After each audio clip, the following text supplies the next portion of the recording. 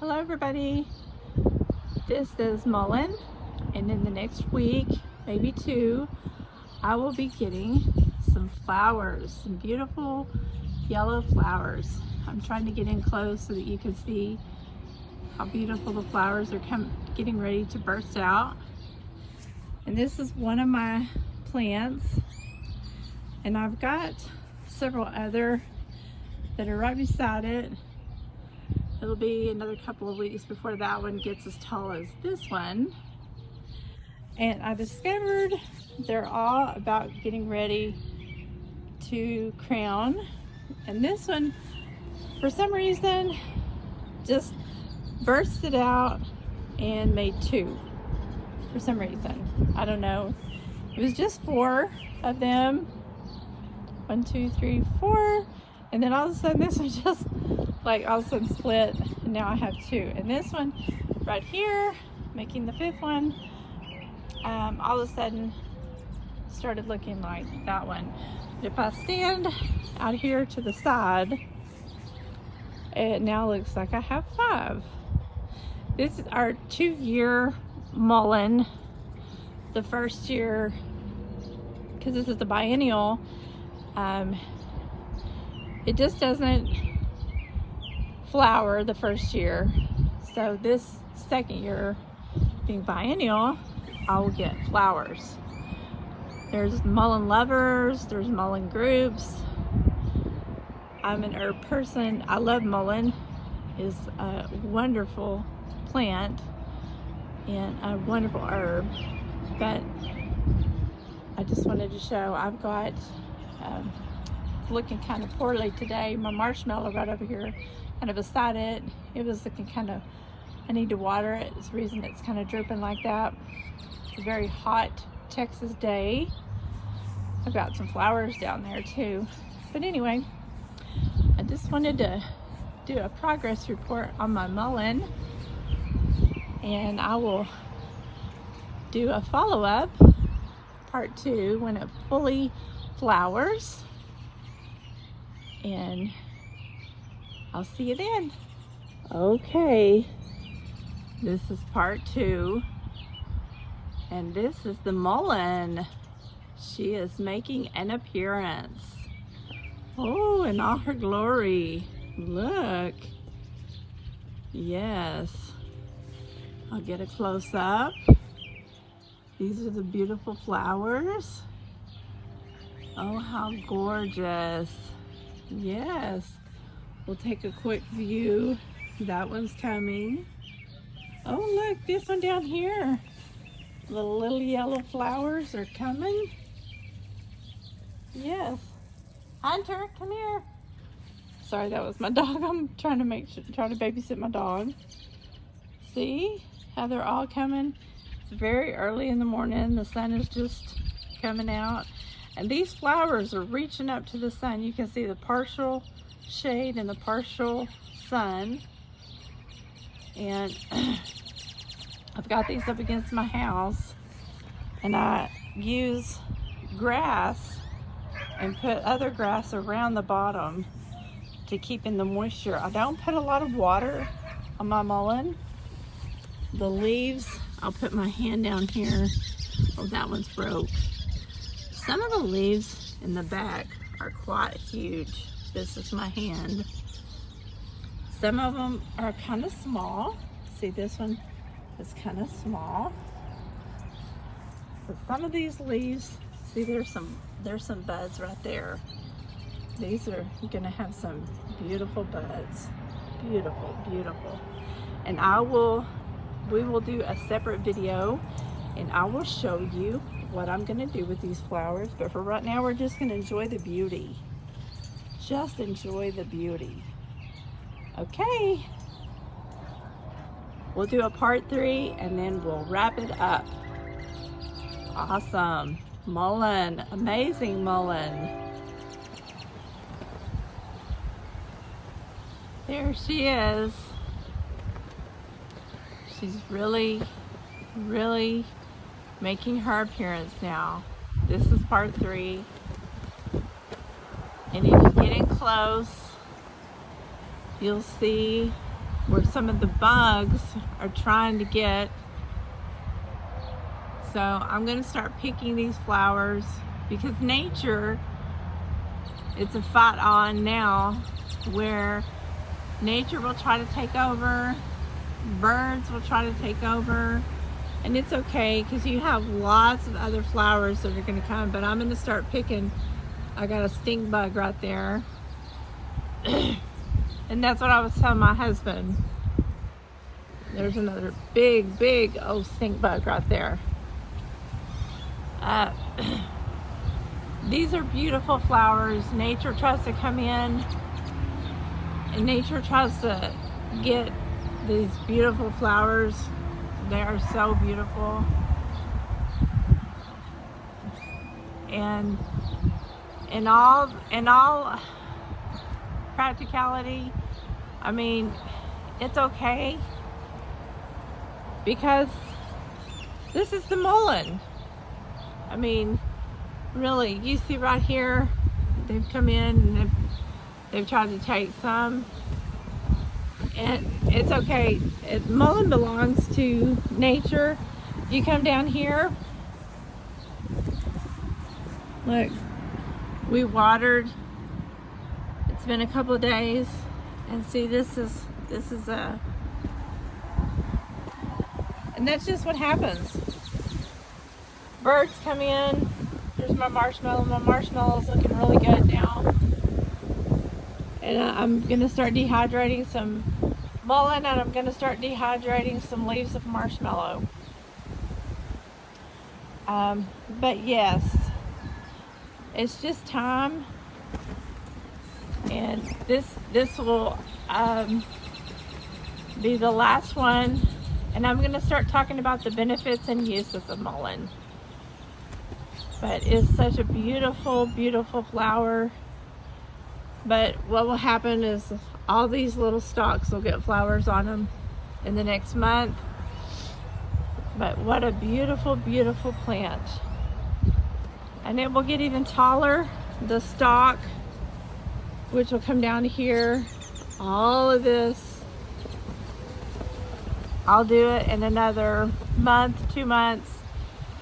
Do some repeat short videos, but we're going to talk about the benefits and the uses of mullein and just how actually how bigger and more beautiful this plant will be. But this is going to be a 3-part. I'm going to do additional video where I'm sitting down at the kitchen table and I'm talking about the benefits and uses of this. But yeah, this is just such a beautiful plant.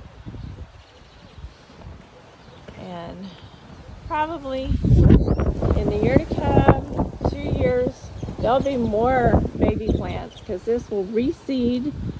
These little pods here will reseed, fall off to the ground.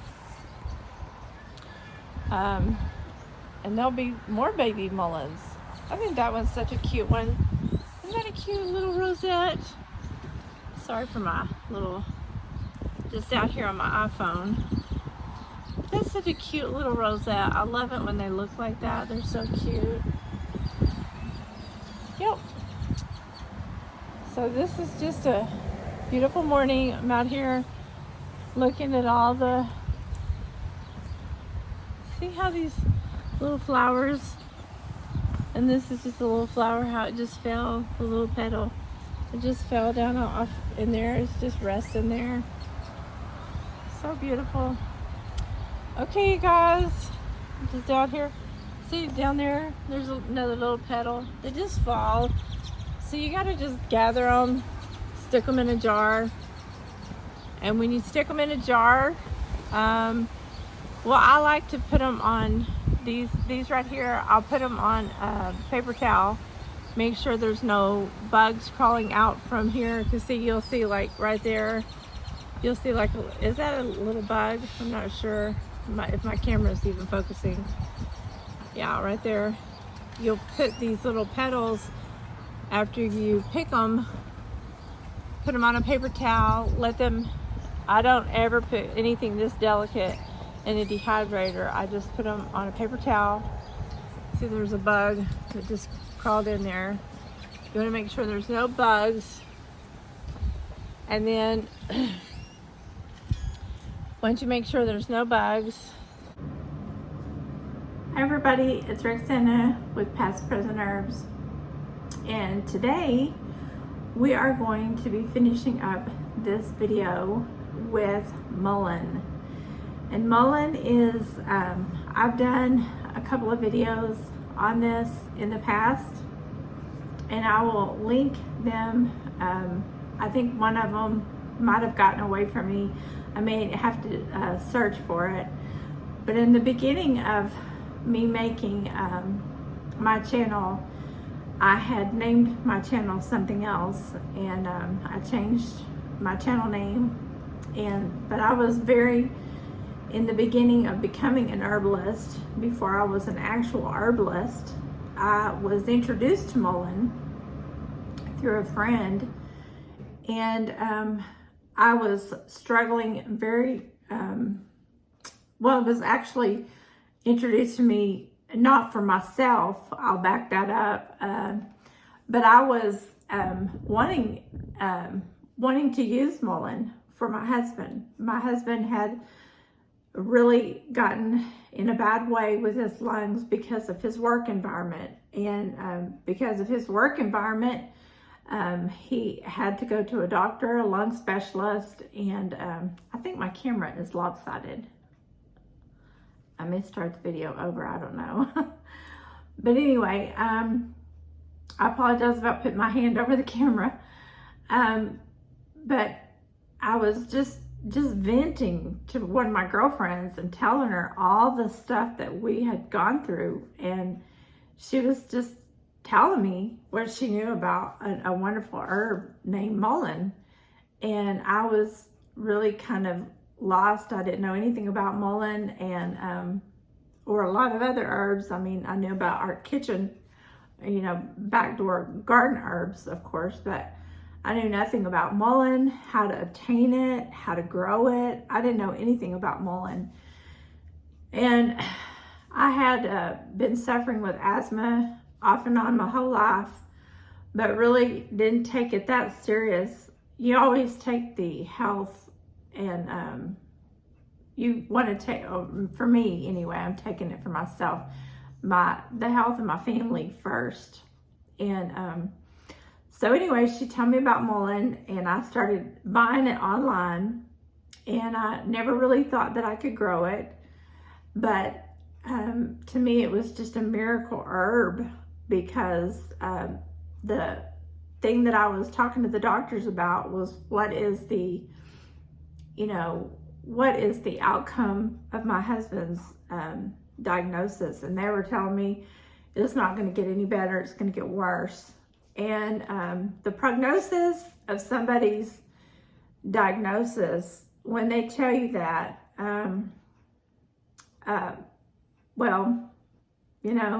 when they tell you it's going to get worse, it's not going to get any better. And he was on 3 inhalers a day.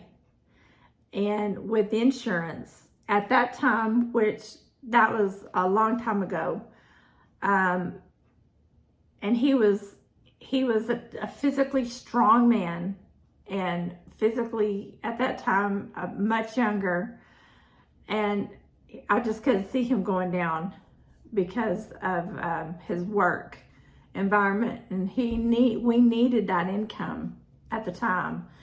And I said, this medication is going to take him down. I was looking at all the side effects to the medication, and they were going to make him weaker and more feeble.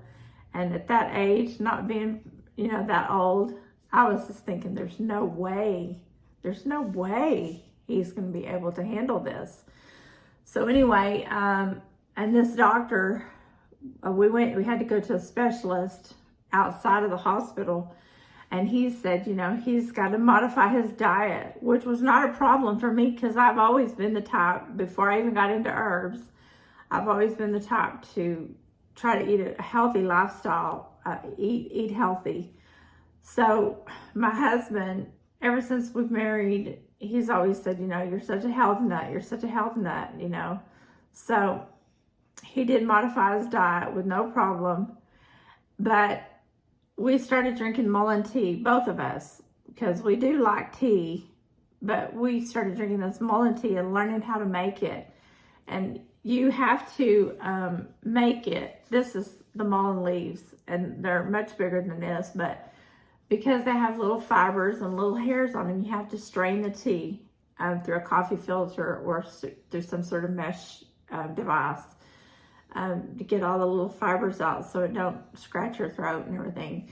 And so anyway, we put honey with it. And then later through the years, we learned to put peppermint with it. Peppermint makes it taste really good because it doesn't have much flavor. I mean, it just kind of is bland. Ugh. But it's not bad tasting at all. Most herbs are earthy kind of tasting. And so anyway, we put peppermint with it, which made it much more enjoyable. We drank it almost 3 or 4 cups a day. We drank it cold. We drank it hot. Well, hot was probably our preferred method. We drank it all the time. We'd go through a pound just like that. I mean, to put it in one of these, this is my own that I grow now.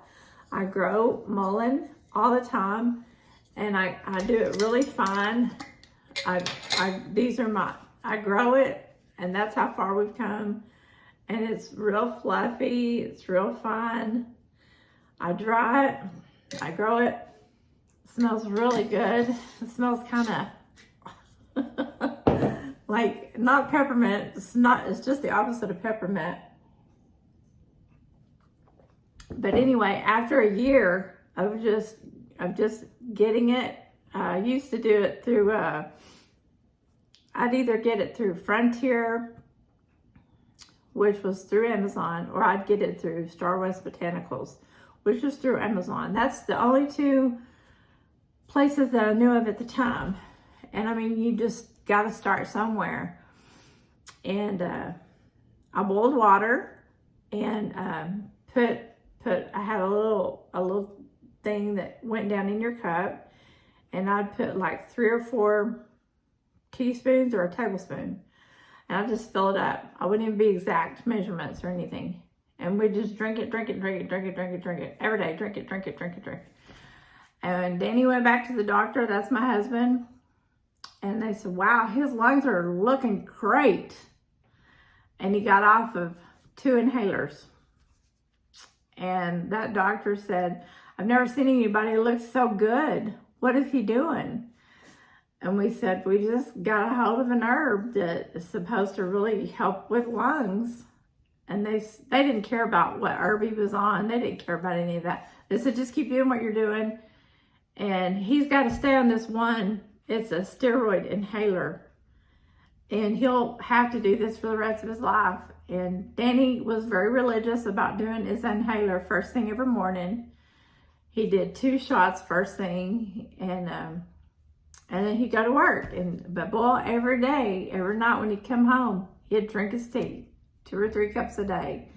And he would drink it. And I started drinking it. And you know, I got to where I didn't use my inhaler. I have an inhaler. It's a rescue inhaler. And I got to where I couldn't breathe certain times of the year. And I started getting away from my inhaler. After a year, I got to where I went a whole year without my inhaler. And then I'm trying to give you his testimony, but it just so happened, because we're married and we do pretty much the same thing all the time together. We eat together, we sleep together, we drink tea together. And so I got to where I quit using my inhaler. And it just ended up that way. So I started inquiring online how I could grow this, because I talked to my friend. I was keeping her updated and keeping her. And she said, well, you could probably go on to this one website and see if you could grow mullein. And I found some mullein seeds. And I did. I started growing mullein in my backyard. And I started getting on fire for herbs, all kinds of herbs. And before long, I went to herbal school, and I fell in love with herbs. And that's how my story began. Because, I mean, I started thinking about all the other things we could get healed from. And I mean, just really help our family, how we could help our family, how we could start doing things. Now, we still had to go to the doctor. We still had to do things, you know, I mean, I'm still going to the doctor today, but we do help ourselves with herbs all the time. And so I've just grown in my knowledge of herbs all the time. I grow herbs like wildfire. My brain is just gone on fire. You know, sometimes I can't pronounce certain words, and sometimes I can't fully understand what all is going on, because the body is just such a wonderful thing.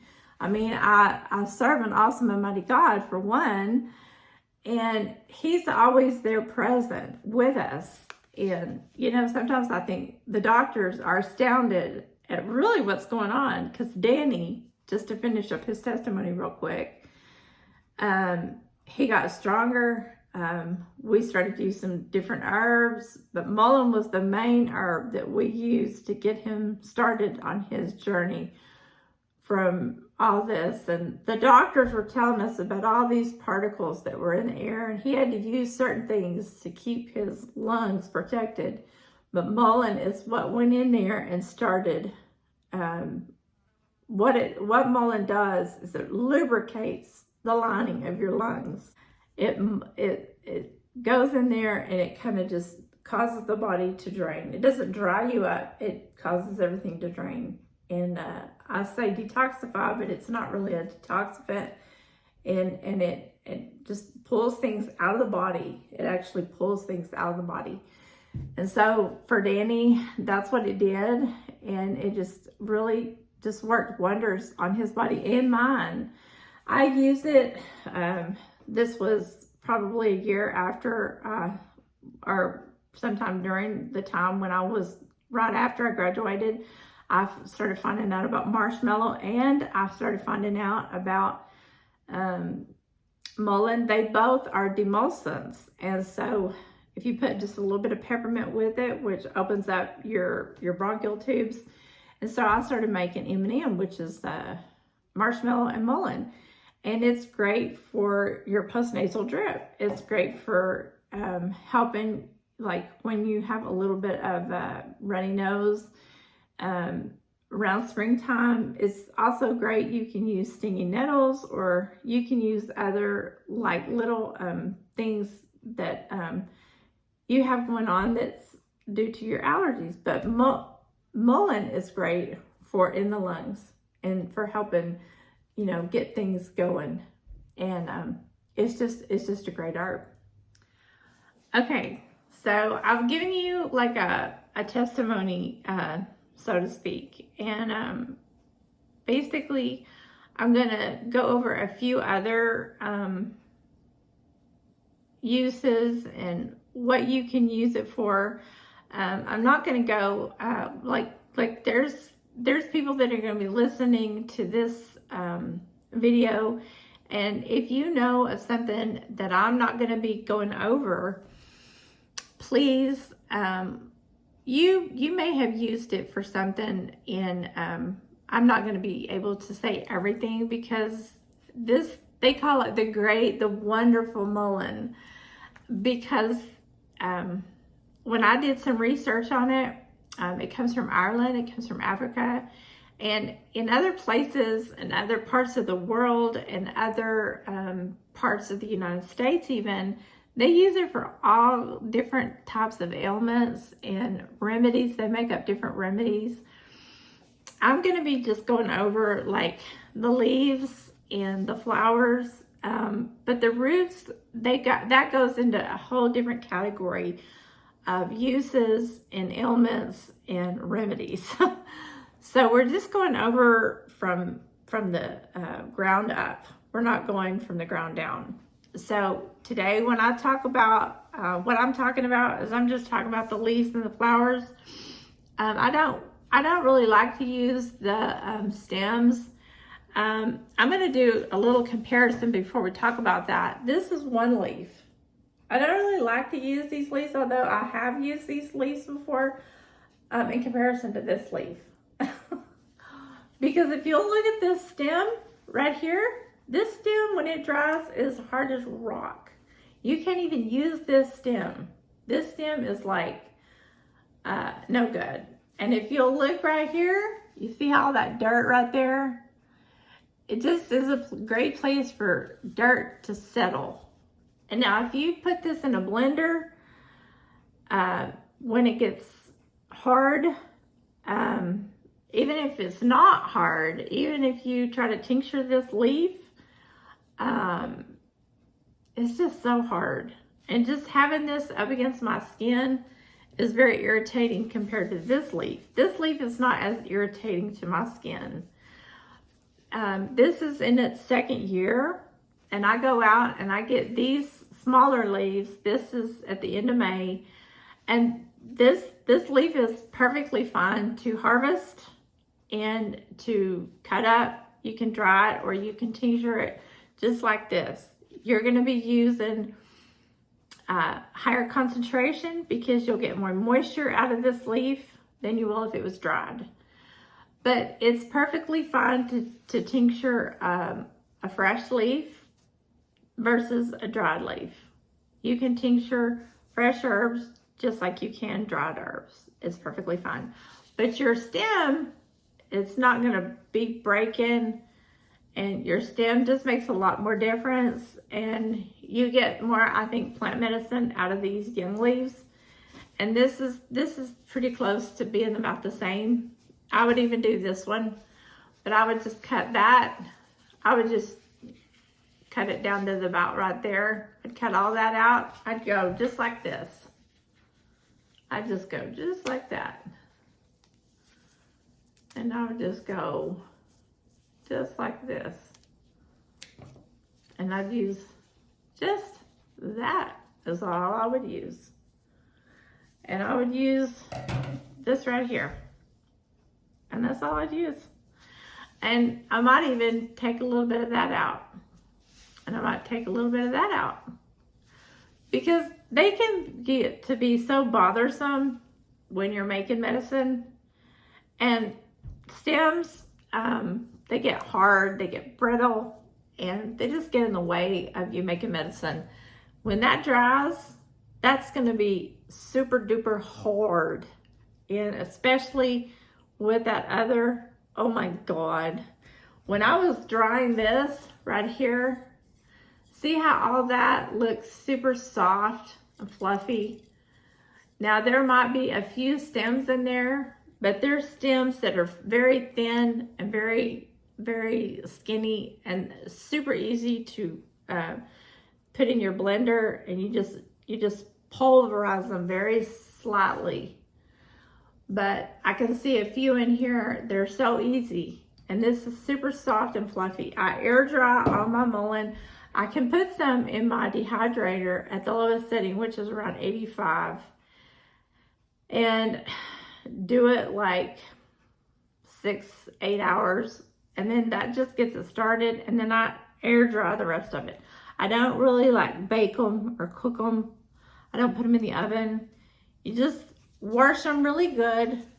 I pat mine with a paper towel, lay them on a dry paper towel, or put them on a baking sheet, put paper towel in there, and then turn them over every day. Or you can just pin them to a clothesline. Not outside, of course. You don't want to sunbake anything. You want everything to have plenty of air. You don't want to put a lot of light on your herbs, and just let them air dry. And then after that, you put it in a closed container where it's not got a lot of sunlight or a lot of light, and you just check it. That's very fresh, very herby. I'm gonna do a whole lot more. I'll probably get over a pound from my herbs and keep that airtight. And then keep it in your cabinet somewhere.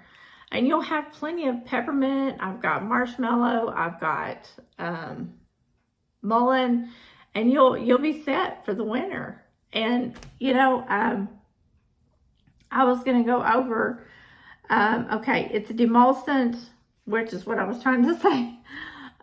It's an astringent. It's very emulsient to the lining of your lungs, which is going to keep things flowing and going. You don't want things to get stagnant or stuck, where you're having a hard time getting a harky out, where it's all yellow or green. You want things to be flowing and going, flowing and going. It's very nutritive. There's a lot of vitamins in your mullein, and it's very good to compare it or to companion, to get a lot of different other herbs going with this, like horsetail. Horsetail is very nutritive as well. It's an absorbent, and it'll absorb all that junk out of your body and get it flowing and going and getting all that stuff out of there. That's why I said I almost want to call it a detoxifier, but it's not actually called a detoxifying herb. It's a diuretic, which will help you urinate a lot and get things going out of there. It's an anti-septic.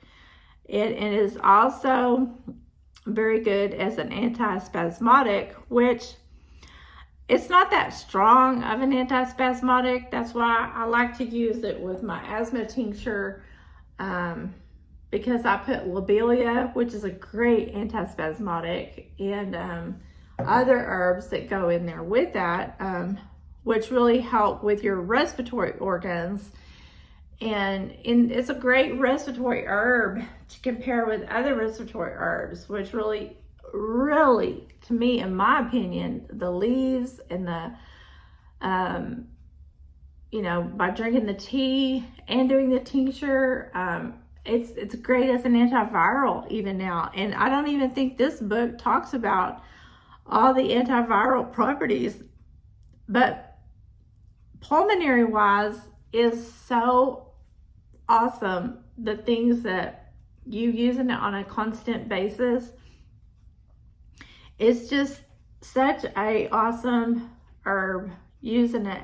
I mean, I did a study because 2020 is when we really got hit hard, the whole country did. And they wanted to know, like the botanical world, what was the #1 herb that was bought the most? And that was mullein, because people were introduced to mullein for the first time in that year alone. And people bought mullein, and I mean people grew mullein. People didn't have any idea what was going on, but mullein alone was, I mean, they sold out everywhere. Mullein, mullein, mullein, mullein, mullein. And yeah, mullein really helped a lot of people out. And I was just flabbergasted, because I was just previously before that, I mean, I was introduced to it, and I was so glad that I had begun to start growing my own mullein.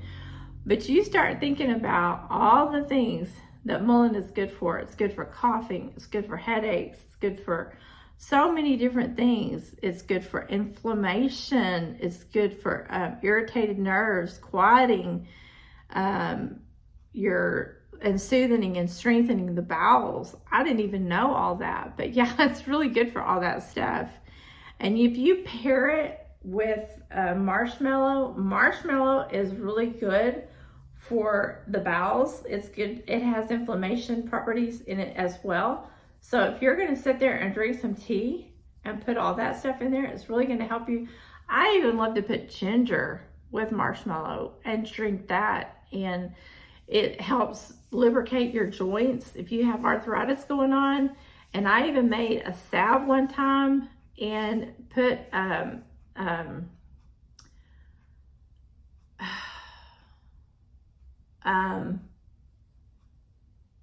lavender. I put lavender with it. I had also put some calendula with it, and it was so good. It smelled so good. But I could not believe how it helps with your arthritic joints, your knees, your hands, your joints, and your fingers right in here. They say add just a little bit of cayenne powder. You know, you don't want to put too much cayenne powder, but I have been using cayenne powder it was ginger and cayenne powder. It was for back rub, but to use mullein with it as well. and it really worked. I was so shocked. But anyway, yeah, it's really fun to get in there and make salves and stuff like that. So a lot of good things that you can do, like making tinctures, making teas, making salves, and drinking lots of water. That, you know, and using, mixing different herbs to go with this. You can also just, you know, apply it in different formulas. I'm looking through a book right now, just drinking the tea, making a salve, rubbing it on your joints, rubbing it on your knees. You can make a decoction, if I can say it right. And so anyway, mixing it with elderflowers. It says that you can mix it with plantain, which I've never mixed it with plantain. Also, there's other formulas in here for asthma. And if you want to know the books, and I'm always loving reading this book.